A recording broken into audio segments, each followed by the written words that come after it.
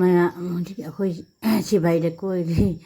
อะไรที่อุลัยมาบัดตอนนั้นมีจุดเด่นเลยในจานพิธีพิธีกับพันเลยมั้ยนี่นตุนบาจาร์กินี่แต่มีมายังพุทธกับได้สุกาเป้ Hai mayam, Anita Ram no cherry, mayam was such a cost, had puja never cost, had puja coach at 20, my coach at 20 mayam doesn't chat or come and call Yamina City, Yamina say, video Semakatana, Ulakamata. ละกันมายามไอ้โลชันเบลโลเดให้มาบะมิวสิกเช่กันนั่นเลยวันนี้นะไอ้นะกันนั่นตัวเรคคอร์ดมิวสิกเท่าไรเรคคอร์ดวอลลุ่มเท่าไรอะไรที่ไอ้โลชันโลได้นะอุลัยมีอะไรมันจะจัดตัวได้แบบคนใช้มิวสิกตลอดเลยเดี๋ยวที่สุดก็จะกินเด็กคน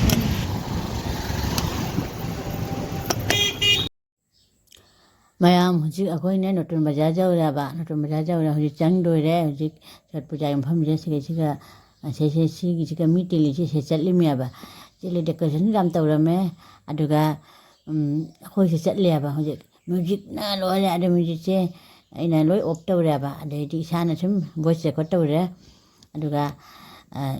จัดเลยก็จะจัดเลยแบบจัดไปดูกันแล้วพอจะไปที่ไอ้นั่นที่ไอ้นั่นที่หายไปทุกพอจะไปไอ้นั่นที่อุลก็ไอ้นั่นชมหายไหมแบบไอ้นี่ฉันไปทำไอ้ที่น้ำมันเลยไอ้จัดไปเสก็ไอ้ยาวที่พอจะนั่นก็ชมอะดูกี่ไอ้นั่นจัดไปไอ้มีเทพิวนั่นเชื่อเชื่อเลยแบบก็อะดูมาอย่างนั้นสุดเจ๋งนะไอ้คนนั้นอะไรกี่มุนเจ๋งบุกเข้าจาวไอ้นั่นเชื่อเลยจ้าที่ดูไอ้เด็กพอจะไปที่บริการที่ไม่ยามนะชุ่มเจ๋งมุนเจ๋งไอ้ชุ่มเกสเลยก็เชื่อเลยนะไอ้นั่นชดไปจะอาหารมันจะเป็นแบบก็ไอ้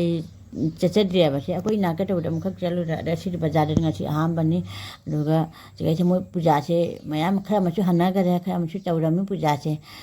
tahu juga ina nanti cun si loh pukri mapan tu nutun baca lagi pukri mapan sekarang apa mau bihari ki mau ki puja tahu se aduga mau se jam tahu dah kira macam mi hana kira apa jam mi petal lecet apa mi se kau puja tahu nama ki ina apa ina berdua ina na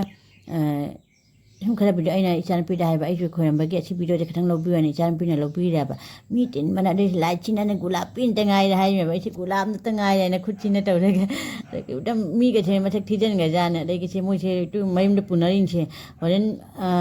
กันเนี่ยดำมันก็นุ่มทุกอย่างดำก็ปุ่นละกันก็มุ่งสิ่งดำมุ่งปุจจาตัวด้วยเนี่ยแบบได้กี่สมัยเท่าไรคุยสมัยเนี่ยงักเลยแบบโดยคุยเชื่อสิบใบเดือดตัวเนี่ยแบบ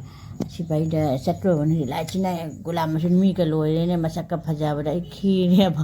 อะไรกันคุยสิจามคุยเลยนำเรื่องที่สิบารีเจ้าเลยหลักนั่นนะสิบารีเจ้าเลยสิบารีเจ้าเลยก็ดูกันช่วยดำกันเช่นมีดำที่ลำเดียวมุ่งดิ้งกันกันเท่ากันแบบ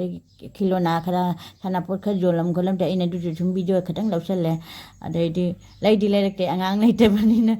อะไรดีอาเซียนสิ่งที่จะยังไงสิ่งที่ช่วยคุยพูดถึงกันน้ำน่าเรียดเรื่องกันเนี่ยค่ะ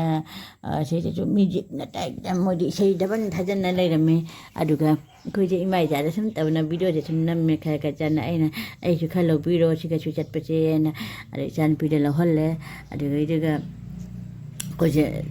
เชื่อชุ่มงักลาบเลยนะก็จะดีสิ่งที่บุตรมีเลยบ้างเนี่ยพวกยังปานดูดีดูกันมุสเสียนั่นเนี่ยดูชุ่มจัดเลยใช่ชุ่มมีเลยนะมีอันนี้ก็จะเจ้าด้วยนะพวกยังปานเจ้าด้วยนะพวกยังมีเจตาลีใช่นุ่มมาจากนั้นเห็นลำไหมสิ่งที่มุ่งเงินปุจจากันแต่ว่ามีกันเลยลำเดียนปุจจาพัมเจก็จะชุ่มจัดเลยดูกัน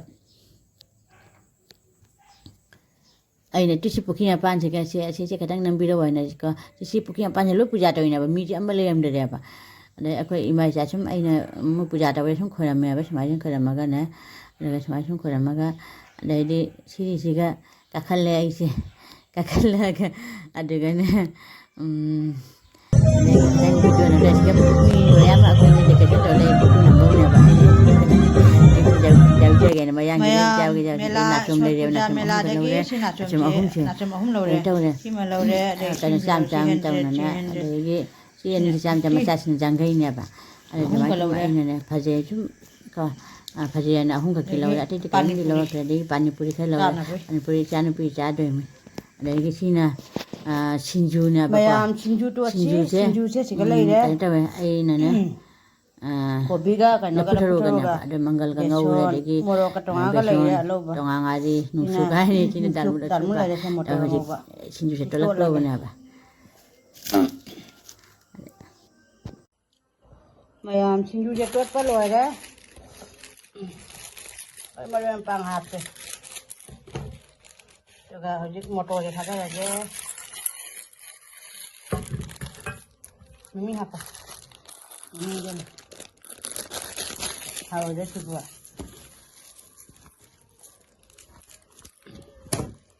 ถ้าพอได้ทับได้จ้ะมายามสิเนี่ยเราพูดตลอดกันนะกูมาทำยังไงก็เอาด้วยมันชินจูสิว้าวมาแต่วันนี้ชินจูเลยได้มายามทำมายามที่น่าฮาวายทงบะฮาวายจะคุมดุมถ่ายเดี๋ยวสิก็บัวลาเลยเด้เดี๋ยวชินจูเลยเด้พูดตลอดชินจูให้ตาเด้มีก็พอชุมชุมจ้าแล้วนี่ชดปูจาหลักปะกี้Sina ma'am ना एक video से नुंगा video like comment share तो वो कभी का no ma'am अच्छी चीज़ का था मैं नेक्स्ट वीडियो तो बye bye